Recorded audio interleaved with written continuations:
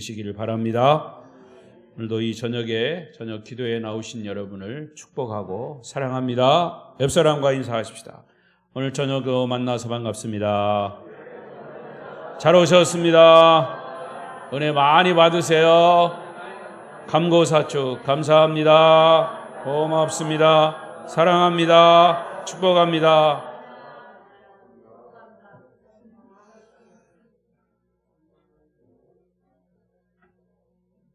광고는 안 했지만 주일 저녁부터 특별 저녁 기도회에 개근하는 사람 제가 부활절 때 선물 하나씩 드리려고 합니다.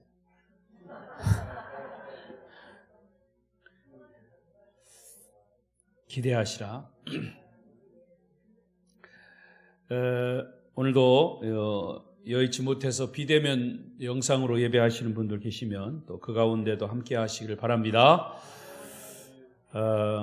오늘 예배 말씀의 주제는 이 가상 7원 중에 네 번째 말씀인 이 고독의 삶입니다. 여러분 이미 다 아시겠지만 예수님께서 십자가에 돌아가실 때 7마디를 하셨다라고 하는 것을 마태, 마가, 누가, 요한복음을 다 종합해서 시간적으로 아주 구체적인 시간적으로 나누어 볼 때 주일 낮부터 누가복음 23장, 요한복음 19장, 마태복음 27장, 요한복음 19장, 요한복음, 누가복음 이렇게 그 시간적으로 딱 맞춰진 겁니다.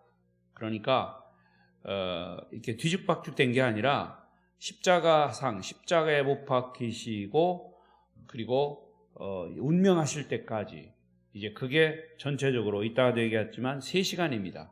3시간 동안 십자가에 달리셨을 때에 말씀하신 것이 7마디예요. 그 7마디를 시간적으로 배열해서 지금 제가 말씀을 드리는 겁니다. 그리고 오늘 네 번째 이 고독에 대한 말씀. 예수님은 고독한 삶을 사셨다. 이 고독한 삶을 살 때 우리는 고독할 때 어떻게 해야 하는가? 그것을 이 말씀 속에서 해답을 찾고자 합니다. 이 토마스 울프라고 하는 사람은 이런 얘기를 했습니다. 예수님의 삶은 이 땅에 사는 사람들의 고독한 삶을 치유하기 위한 삶이었다. 예수님의 삶은 이 땅에 고독한 삶을 사는 사람들을 치유하기 위한 삶이다. 그런 말을 했습니다만은 그 말도 맞아요. 그런데 사실 정작 예수님의 삶 자체는 고독한 삶이셨어요. 3년 동안의 공생애 속에서 예수님은 정말 고독한 삶을 사셨어요. 그래서 예수님 어느 날 제자들에게 이런 말씀을 하셨어요. 누가복음 9장 58절이에요. 시작. 예수께서 이르시되 여우도 굴이 있고 공중에 새도 집이 있으되 인자는 머리 둘 곳이 없도다. 이것은 예수님이 얼마나 고독한 삶을 사셨는가의 한 단면을 보여주신 말씀이에요. 복음서를 보면 예수님의 생애는 마지막 십자가를 향해서 나아가십니다. 그런데 십자가를 향해서 나아가실수록 더 고독해지셨어요. 십자가의 고난이 가까울수록 같이 있어야 할 제자들은 하나씩 둘씩 예수님의 곁을 떠나갑니다. 떠나가는 것 자체가 배신이죠. 그 중에서 가룟 유다는 아예 선생을 은 30에 팔아먹고 자살해 죽었어요. 수제자라고 하는 베드로조차도 예수님을 3번씩이나 아주 맹세하며 작은 소녀에게 예수님을 부인했어요. 이것은 예수님을 정말 고독하게 만드는 요소들이었고 나머지 제자들도 예수님 곁을 다 떠나갔습니다. 얼마나 고독하셨을까? 여러분도 느끼시겠지만 그런 경우가 있으셨는지 모르지만 가장 절친하게 지내던 정말 마음도 나누고 많은 대화와 함께 했던 사람이 어느 날 등을 돌리고 배신해서 떠날 때 그것처럼 고독한 것, 그것처럼 큰 상처는 없는 겁니다. 자, 이때 요한복음 16장 32절에 예수님께서 이런 말씀을 하세요. 시작. 보라, 너희가 다 각각 제 곳으로 흩어지고 나를 혼자 둘 때가 오나니 벌써 왔도다. 그러나 내가 혼자 있는 것이 아니라 아버지께서 나와 함께 계시느니라. 할렐루야. 내용을 잘 보세요. 주님이 사랑하는 제자들, 당신의 삶을 온전히 다 그들 제자들에게 바치고 그들을 3년 동안 훈련하시고 함께 동고동락했던 제자들이 정말 결정적인 순간에 하나씩 주님을 떠날 때에 주님의 마음은 얼마나 고독하셨을까. 그럼에도 불구하고 주님은 하나님 아버지가 나와 함께 하신다는 것에 위로를 받으신 거죠. 여러분, 주위에서 사람들이 다 여러분을 떠나도 주님이 함께 계심을 믿으시기 바랍니다. 그것에 위로를 받으시기를 바랍니다. 이게 고독한 사람의 해결책입니다. 자, 주님의 삶에서 고독의 가장 최고의 절정이라면 그것이 뭘까요? 그것이 십자가예요. 고독과 고통의 가장 최고의 절정이 십자가입니다. 그분은 십자가에서 유일한 위로가 되었던 하나님이 나와 함께 계신다. 다 떠나도 하나님이 나와 함께 계시다. 그런데 여러분 잘 보시면 그렇게 하나님이 나에게 위로가 되신다라고 말씀하신 그 주님, 반대로 하나님은 그 주님을 늘 교통하시고 3년 동안 늘 교제하셨는데 사실은 십자가에서조차 하나님의 얼굴은 예수님에게서 돌리셨어요. 하나님에게조차 예수님은 버림을 받으셨다 그 말입니다. 이게 십자가입니다. 자, 오늘 본문 46절 예수님의 절규를 다시 한번 보십시다. 46절을 한번 보여주세요. 시작. 제9시쯤에 예수께서 크게 소리질러 이르시되 엘리 엘리 라마 사박다니 하시니 이는 곧 나의 하나님 어찌하여 나를 버리셨나이까 하는 뜻이라. 자, 이 말씀이 십자가상에서 마지막 남긴 7마디 중에 4번째 해당하는 말씀이에요. 그러니까 엄밀하게 말하면 사실은 예수님의 십자가는 예수님 자신이 선택하신 거예요. 어쩔 수 없이 죽을 수밖에 없었던 것이 아니라 주님은 그 죽음을 의도적으로 선택하신 겁니다. 이 말을 바꿔 말하면 예수님은 십자가의 고독을 스스로 선택하셨다 그 말이에요. 예수님은 고독하지 않아도 좋으신 분이었어요. 고독하지 않아도 괜찮은 분이었어요. 그러나 예수님은 이 고독을 선택하셨어요. 자, 그러면 예수님이 왜 이 고독을 선택하셨을까? 첫 번째는 뭐라고 생각하십니까? 그렇습니다. 바로 저와 여러분, 우리의 죄 때문입니다. 우리는 예수님께서 십자가에 달리신 것은 우리의 죄 때문이라고 고백합니다. 그래서 이사야 선지자도 이사야 53장 6절에서도 이렇게 얘기합니다. 시작. 우리가 다 양 같아서 그릇 행하여 각기 제 길로 갔거늘 여호와께서는 우리 모두의 죄악을 그에게 담당시키셨도다. 하나님께서 여호와께서 우리의 죄악을 예수에게 십자가에서 담당시키셨다. 자, 여러분, 예수님이 우리의 죄를 십자가에서 담당하셨다는 말은 무슨 뜻일까? 그것은 직설적으로 얘기하면 예수님이 직접 죄인이 되셨다 그런 뜻이에요. 자, 사도 바울은 고린도후서 5장 21절에서 이렇게 표현합니다. 시작. 하나님이 죄를 알지도 못하신 이를 우리를 대신하여 죄로 삼으신 것은 우리로 하여금 그 안에서 하나님의 의가 되게 하려 하심이라. 여기 보니까 우리를 대신해서 죄로 삼으셨다 이런 표현을 했어요. 우리말의 언어가 좀 이렇게 이해가 되지 않는데 이것을 역시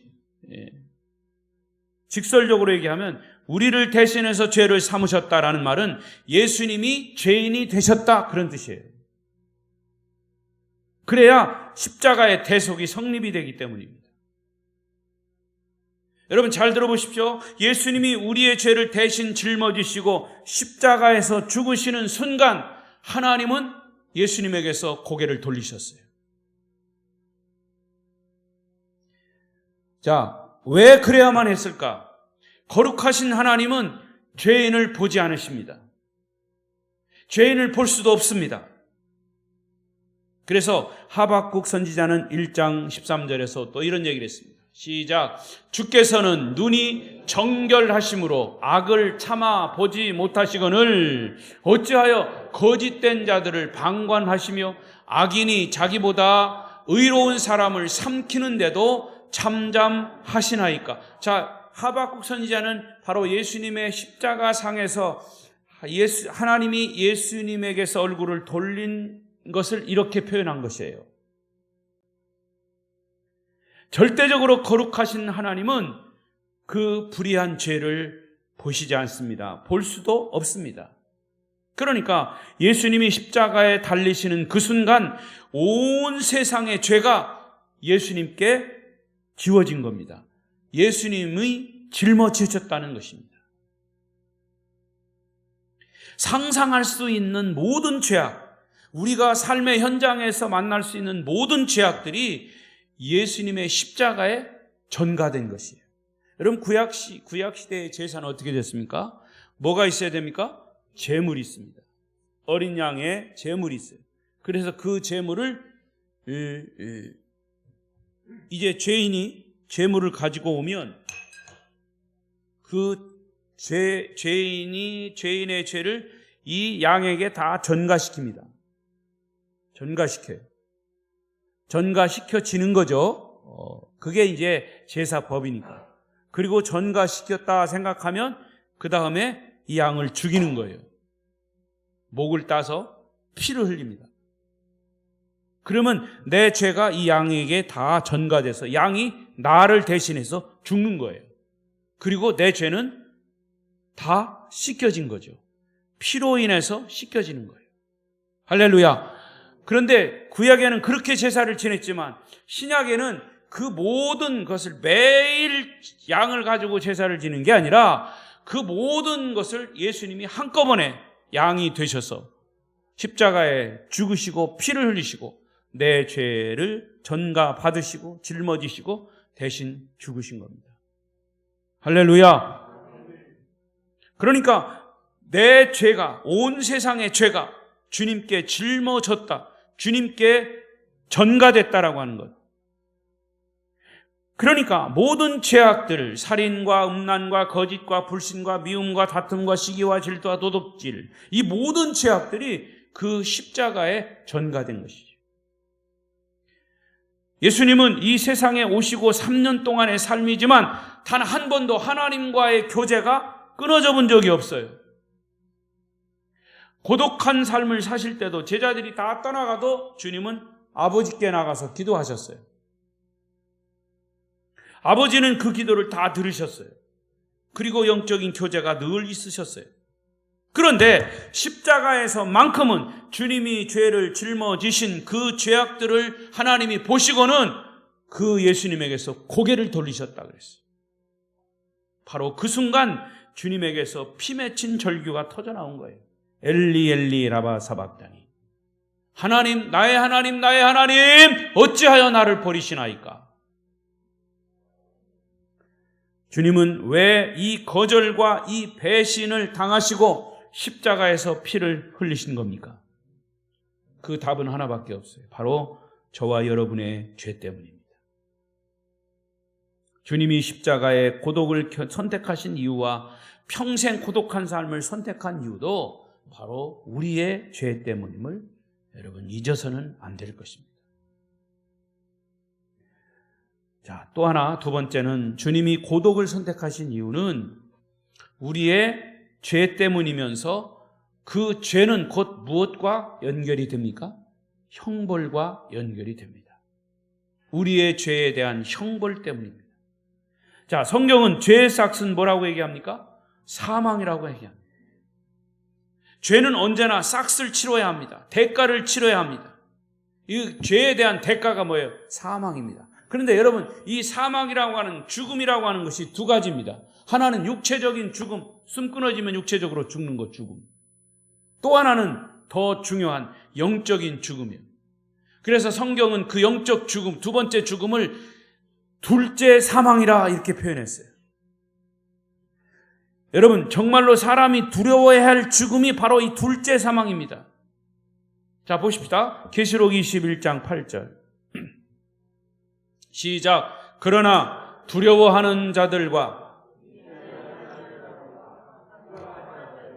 살인자들과 음행하는 자들과 점술가들과 우상숭배자들과 거짓말하는 모든 자들은 불과 유황으로 타는 못에 던져지리니 이것이 둘째 사망이라. 그럼 둘째 사망이라는 말은 뭐예요?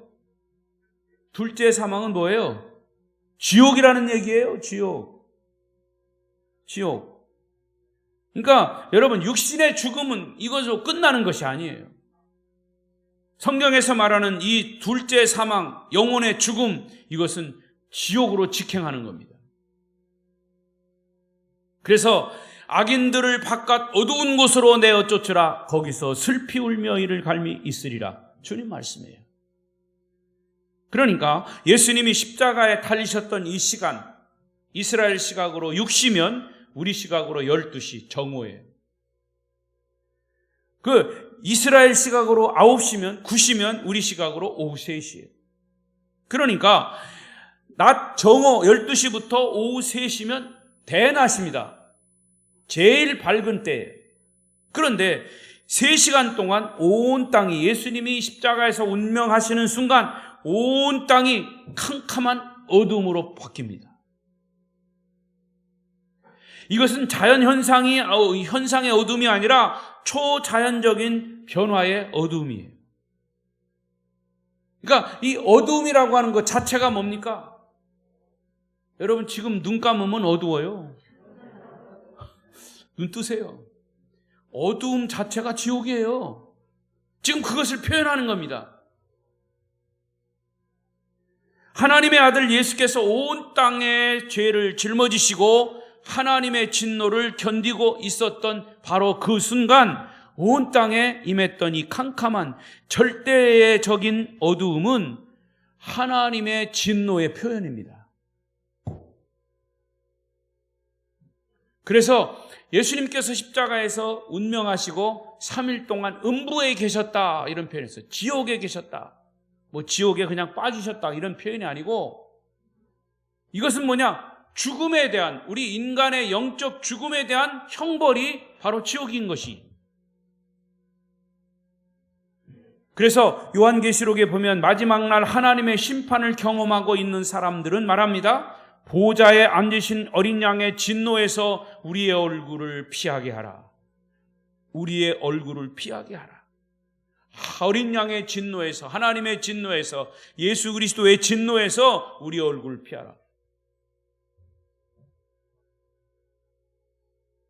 여러분, 예수님이 아니면 우리는 형벌을 받아요. 그 형벌은 지옥 형벌이고요.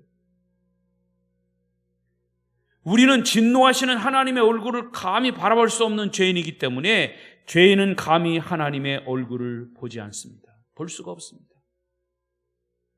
주님은 단순히 어두움 때문만이 아니라 한 걸음 더 나아가서 또한 하나님의 침묵하시는 그 침묵 때문에 주님이 더 고통하시는 거예요.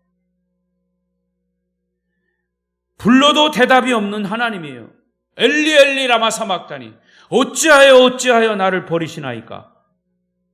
하나님은 아무런 대답이 없으시오.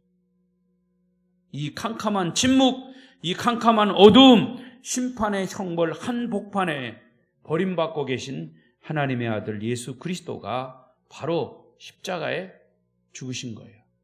여러분, 그것이 지옥이 아니고 무엇이겠습니까? 주님이 십자가에서 지옥을 견디시고 있는 것은 바로 저와 여러분의 죄의 형벌 때문입니다. 우리의 죄가 예수 그리스도로 하여금 그 싹을 대신 지불하게 만드는 순간이죠. 그래서 주님이 절규하시는 거예요. 나의 하나님 어찌하여 나를 버리시나이까. 주님의 이 고통스러운 절규는 바로 저와 여러분의 죄 때문이고 그 죄의 형벌, 즉 지옥 가는 것을 건지시기 위한 그런 고통이고 절규임을 여러분 기억하십시오. 그리고 마지막 세 번째, 주님이 고독을 선택하신 이유는 역시 우리의 구원 때문입니다. 여기에 소망이 있는 거죠. 자, 예수님께서 3시간에 걸친 무서운 어둠을 견뎌내시고 최후의 핏방울을 골고다 언덕에 다 쏟아 놓으시던 바로 그 순간 우리의 죄의 값이 지불된 겁니다. 그게 예수님의 십자가의 피, 거룩한 피라고 해서 보혈이라고 합니다. 바로 이 구원의 소망 때문에 주님은 캄캄하고 고독하고 절대적인 고통을 참아내신 겁니다. 나의 하나님. 이것은 절규였지만 사실은 소망 없는 절규가 아니었습니다. 주님은 하나님을 아버지로 부르지 않고 나의 하나님이라고 부르셨어요. 그 하나님이 구원의 하나님이신 것을 주님도 아셨기 때문입니다. 그래서 예수님께서 십자가에 운명하시는 이 순간 어떤 현상이 벌어졌어요? 마태복음 27장 51절 또 읽겠습니다. 시작. 이에 성소 휘장이 위로부터 아래까지 찢어져 둘이 되고 땅이 진동하며 바위가 터지고. 자, 하나님의 영광을 나타내시던 이 지성소, 성막이죠. 성막은 성소와 지성소로 되어 있어요. 이 지성소라고 하는 것은 하나님의 임재의 상징입니다. 아무나 들어갈 수가 없어요. 하나님이 거기 계시기 때문에 대제사장이 1년에 한 번만 들어가는 겁니다. 대제사장도 누누이 말씀드렸지만 혹시 대제사장도 죄가 있으면 지성소에 들어갔다가도 그 자리에서 즉사해요. 그래서 대제사장도 허리에 띠를 메고 갑니다. 혹시 대제사장이 죽으면 거기 또 들어가면, 죄인이 들어가면 또 죽으니까 끈을 잡아다니는 거예요. 시체 꺼내려고. 이게 바로 지성소입니다. 거룩하신 하나님의 임재의 상징, 지성소. 그리고 성소. 이 지성소와 성소 사이에는 큰 휘장이 둘러져 있어요. 그 휘장은 뭐냐? 아무나 하나님께 나아갈 수 없다. 1년에 한 번 대제사장만이 나갈 수 있다. 자, 그런데 예수님이 십자가에 달려 죽으시는 그 운명하시는 그 순간 왜 휘장이 위에서부터 아래로 찢어졌을까? 자, 거꾸로 생각해 보세요. 원래 사람이 찢으려면 어디서부터 찢어야 돼요? 아래에서부터 위로 찢어야 돼요. 그렇지 않습니까? 사람이 찢을 때는. 그런데 위에서부터 아래로 찢어졌다는 것은 하늘의 문이 활짝 열렸다는 의미예요. 아주 중요한 상징적인 의미가 있습니다. 그리고 지금 예수님을 누구라고 칭하셨습니까? 예수님은 대제사장이셨다. 할렐루야. 그 대제사장만이 하나님께 나아갈 수 있는 사람이에요. 그러면 그 대제사장이 십자가에 달려 죽으심으로 하나님께 나아갈 수 있는 길을 우리에게 열어놓으신 거예요. 할렐루야. 예수님이 온 세상의 죄를 지시고 십자가에서 보혈을 흘리시던 그 순간, 죄에 대한 대가를 지불하시던 바로 그 순간 이런 기적이 일어난 거예요. 지성소의 휘장이 위에서부터 아래까지 찢어져 나가면서 하나님께로 나아가는 길이 활짝 열린 것입니다. 그래서 히브리서 기자는 이렇게 기록했습니다. 히브리서 10장 19절 시작. 그러므로 형제들아 우리가 예수의 피를 힘입어 성소에 들어갈 담력을 얻었나니. 여러분, 예수의 피를 힘입어서 담력을 얻었다. 그리고 20절에 보면 그 길은 우리를 위하여 휘장 가운데로 열어놓으신 새로운 살 길이요. 여기 있네요. 시작. 그 길은 우리를 위하여 휘장 가운데로 열어놓으신 새로운 살 길이요. 휘장은 곧 그의 육체니라. 그의 육체는 누구의 육체요? 예수 그리스도. 휘장은 어떻게 됐다고요? 위에서부터 아래까지 찢어졌어요. 근데 그 휘장이 예수님의 육체란 말이죠. 찢어졌다는 말은 예수님의 육체가 죽었다는 겁니다. 그러므로 하나님께 나아갈 수 있는 길이 열린 거예요. 아무도 하나님께 나아갈 수가 없었어요. 그러나 우리가 예수의 피를 힘입어 감히 하나님께 나아갈 수 있는 담력을 얻었다. 길이 열렸다는 것이죠. 이 길이 살아있는 생명의 길이고 진리의 길인 줄로 믿습니다. 그래서 예수님은 스스로 요한복음 14장 6절에 이렇게 말씀하셨죠. 시작. 예수께서 이르시되 내가 곧 길이요 진리요 생명이니 나로 말미암지 않고는 아버지께로 올 자가 없느니라. 할렐루야. 여러분, 오늘 새벽에도 제가 그런 얘기를 했습니다마는 제가 설교할 때마다 성경을 막 여기도 읽고 저기도 읽고 또 읽고 막 읽으라고 그러면 막 귀찮고 막 안 읽고 싶은데, 그러니까 어떤 사람이 입 딱 다물고 속으로 읽는 사람도 있고 그래요, 보면. 그런데 여러분, 이 성경을요 읽을 때 같이 읽어야 돼요. 왜 여기서 구약에서 신약에서, 왜? 성경은 성경에서 답이 있어요. 성경에서 의문이 있으면 성경에 답이 있고요. 구약에 의문이 있으면 신약에 답이 있고요. 신약에 의문이 있으면 구약에 답이 있어요. 그래서 그 주제를 뽑아낼 때 거기에 맞는 주제가 그 성경에 다 있단 말이죠. 그러니까 우리가 뭐 성경 가지고 막 고민할 거 없어요. 단순하게 생각하면 그것을 성경 속에서 해답이 다 있기 때문에. 목사님, 성경 읽으라고 하지 말고 다른 좀 예화 좀 들어서 얘기해 주세요. 예화 좋아하는 사람한테 가서 들으셔. 근데 예화 얘기하면 그 예화만 기억하지 성경에 무슨 설교를 했는지 그건 다 잊어버려. 그러고서 그 예화를 또 하면 이 예화는 목사님 또 언제 하셨는데 그것만 기억하고 있어. 여러분, 예화는 하나님의 말씀을 드러내기 위한 하나의 도구예요. 그러니까 여러분, 성경을 같이 읽으라고 할 때 꼭 같이 읽으시고 큰 소리로 말씀해요. 왜? 성경은 내 말이 아니라 하나님의 살아계신 말씀이기 때문에 여러분이 성경을 읽을 때, 집에서든지 어디서든지 설교를 들을 때든지 성경을 읽을 때 여러분의 소리로 여러분의 그 귀에 성경이 들려야 돼요. 그래야 하나님의 추상 같은 말씀이 되는 거예요. 어떤 사람은 설교 듣다가 성경 읽다가 병도 고쳐지고요, 기적적인 일들이 많이 일어납니다. 할렐루야. 여러분들이 어떤 자세를 가지고 듣느냐에 따라서 달라지는 거죠. 근데 어떤 사람은요 또 막 눈 감고 졸다가 성경 읽읍시다 그러면 눈 떠가지고 성경 읽어요. 얼마나 다행인지 몰라. 말씀을 맺겠습니다. 여러분, 인생이 아직도 여러분 고독하다고 느끼십니까? 이 고독을 해결하기 위한 일을 여러분 어떻게 해보신 적 있죠? 고독한 사람들은 고독을 해결하기 위해서 여러 가지 일을 합니다. 내가 정말 사랑하는 사람을 만나면 나는 고독을 해결할 수 있을 거야. 그래서 사랑하는 사람을 만났지만 오히려 시간이 지나면서 결국 고독은 그 사람을 떠나지 않아요. 오히려 사랑하는 사람이 나를 더 고독하게 만들어요. 또 어떤 사람은 고독을 면하기 위해서 쾌락과 향락에 빠집니다. 취미에 빠집니다. 하지만 그 쾌락과 향락과 그 취미는 오히려 더 깊은 고독으로 빠지게 할 뿐입니다. 결국 그 어떤 인간의 방법으로도 인간의 고독한 삶을 해결하지 못하는 거예요. 고독을 해결할 수 있는 유일한 방법은 참으로 진짜로 고독을 아시고 직접 경험하신 예수 그리스도의 십자가 앞에 나오는 것이에요. 그러면 여러분의 고독한 삶이 해결됩니다. 주님은 우리의 고독을 아십니다. 주님은 한평생 고독한 삶을 사셨습니다. 주님의 고독은 바로 저와 우리를 위해서 선택하신 고독이기 때문입니다.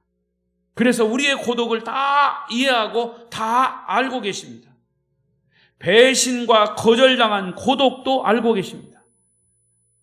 생각해 보세요. 자기를 정말로 열심히 따르던 제자들이 자기를 배신하고 갈 때, 그것도 베드로 같은 경우는 막 저주하면서 떠나갈 때 예수님의 마음이 어떻겠어요?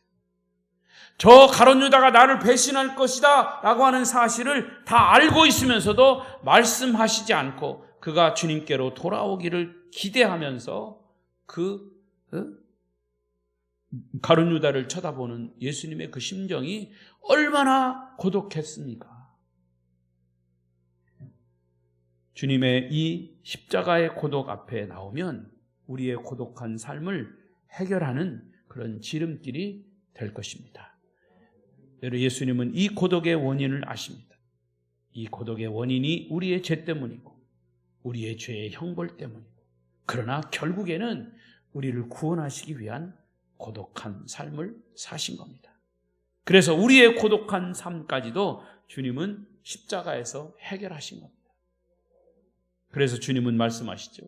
마태복음 11장 28절 시작. 수고하고 무거운 짐진 자들아 다 내게로 오라. 내가 너희를 쉬게 하리라. 왜 다 내게로 오라 하셨습니까? 예수님은 우리가 살아가는 모든 괴로움과 아픔, 이거 모든 것을 다 아시고 다 혼자 그것을 경험하셨어요. 그리고 또 해결하시는 것 답도 알고 계세요. 그래서 주님께로 오라 하신 거예요. 그래서 주님께로 우리가 나오면 우리가 고민하고 걱정하고 염려하던 모든 것들이 해결받고 정말 주님 안에서 쉼을 얻을 수 있기 때문입니다.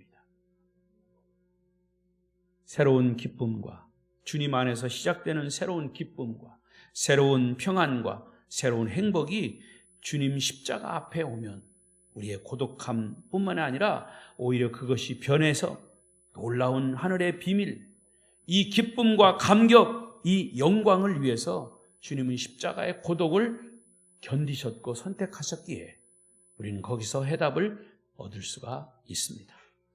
성도 여러분, 예수 그리스도로부터 얻은 이 기쁨과 감격과 영광과 행복이 바로 여러분의 소유가 되시기를 축원합니다. 기도하십시다. 이제 통성으로 기도하겠습니다.